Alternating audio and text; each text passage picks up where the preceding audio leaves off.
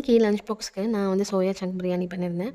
இதுக்கு வந்து குக்கரில் கொஞ்சமாக நெய் சேர்த்துருந்தேன். இது கூட ஹோல் ஸ்பைசஸ் எல்லாம் சேர்த்து கொஞ்சமாக முந்திரி 4 வெங்காயம் எடுத்துருந்தேன். பொடியாக கட் பண்ணி அது இதோட சேர்த்துட்டு நல்லா உப்பு மஞ்சத்தூள் சேர்த்து நல்லா வதக்கிக்கலாம். வெங்காயம் கண்ணாடி பதம் வந்ததும் இது கூட இஞ்சி பூண்டு விழுது, பச்சை மிளகாய், தக்காளி எல்லாத்தையும் 1 பை 1 சேர்த்துட்டு தனி மிளகாத்தூள், கொஞ்சமாக கரம் மசாலா. நெக்ஸ்ட் வந்து சோயாவை சுடு தண்ணியில் போட்டு நல்லா ஸ்க்யூஸ் பண்ணி வச்சுருந்தேன்.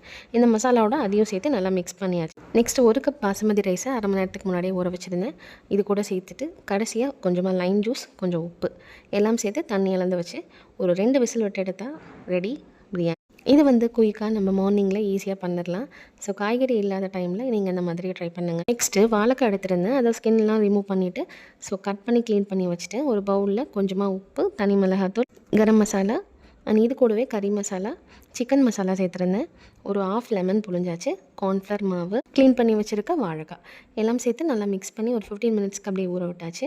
நெக்ஸ்ட் பேனில் வந்து எண்ணெய் சேர்த்துட்டு எண்ணெய் நல்லா சூடானதும் நம்ம 1 பை 1 அந்த வாழைக்காயை போட்டுக்கலாம். ஃப்ளிப் பண்ணி 2 சைடுமே வேக வச்சு தனியாக எடுத்தாச்சு. ஸோ மீடியம் ஃப்ளேம்லேயே வச்சு 2த்தையுமே டபுள் சைடு மாற்றி விட்டுட்டே இருங்க.